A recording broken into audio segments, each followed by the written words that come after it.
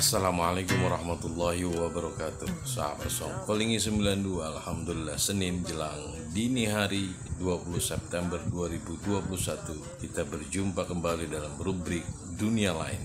Berbicara bulan September, maka masyarakat kebanyakan hanya mengingat tentang gerakan 30 September 1965 terkait Partai Komunis Indonesia.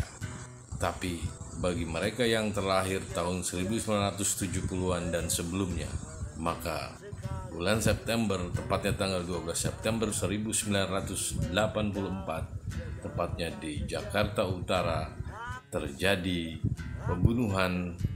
Kita tahu bahwa rezim Presiden Soeharto saat itu sangat anti dengan slogan-slogan yang tidak Pancasila, slogan-slogan yang tidak bernapaskan Pancasila. Gerakan-gerakan keislaman juga dibatasi, dan puncaknya yaitu di Tanjung Priuk, Masjid Baitul Makmur banyak dipasang spanduk-spanduk yang menurut rezim Orde Baru tidak berhaluan Pancasila. Maka seorang babinsa desa setempat, yaitu Sersan 1 Hermanu, memberitahukan kepada pengurus masjid agar mencopot spanduk-spanduk yang tidak Pancasilais itu, karena waktu itu Pancasila betul-betul dijadikan jargon untuk menggebuk orang-orang yang anti pemerintah atau kritis terhadap pemerintahan Orde Baru. Babinsa Hermanu meminta kepada pengurus masjid untuk mencopot spanduk-spanduk tersebut. Tapi setelah 2 hari kemudian permintaan Babinsa tersebut tidak diendahkan oleh pengurus masjid. Lalu Sersan 1 Hermanu masuk ke dalam masjid dengan tanpa melepas sepatunya, dan inilah yang menyulut peristiwa pembunuhan, penembakan yang terjadi setelah itu. Lalu warga emosi dan membakar motor daripada Sersan 1 Hermanu. Kemudian beberapa pengurus masjid dan orang yang dicurigai membakar motor Babinsa Sersan 1 Hermanu ditangkap dan dibawa ke markas Komando Distrik Militer Jakarta Utara. Lalu para warga menemui tokoh setempat, yaitu Amir Biki, yang waktu itu sangat terkenal karena kepokolannya, kritisnya, dan ceramah-ceramahnya juga sangat keras terhadap pemerintahan Orde Baru pimpinan HM Soeharto.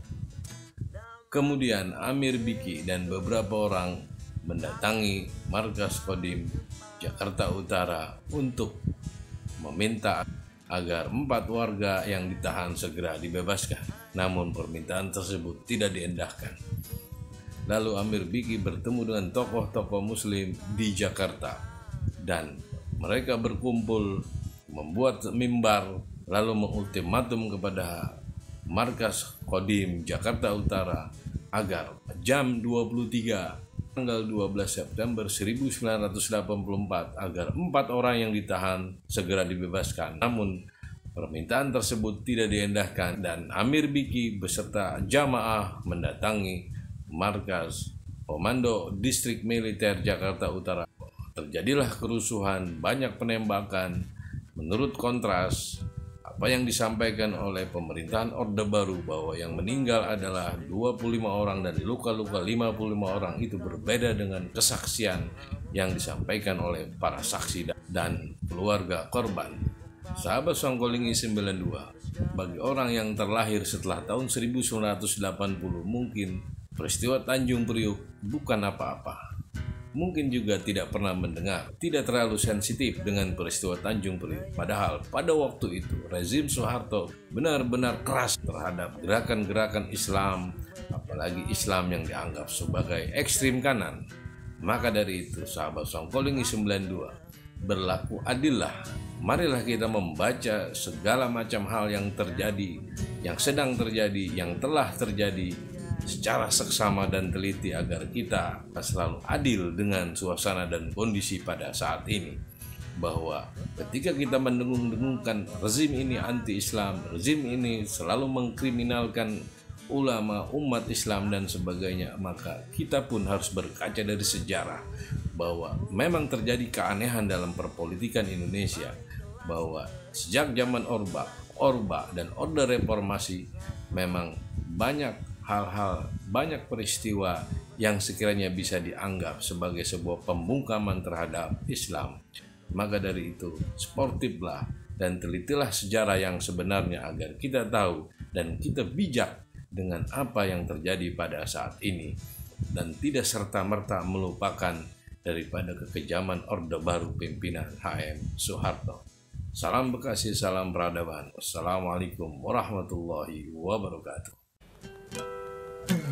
Namaku Bento, rumah LST, mobilku banyak, harta berlimpah. Orang memanggilku Moses.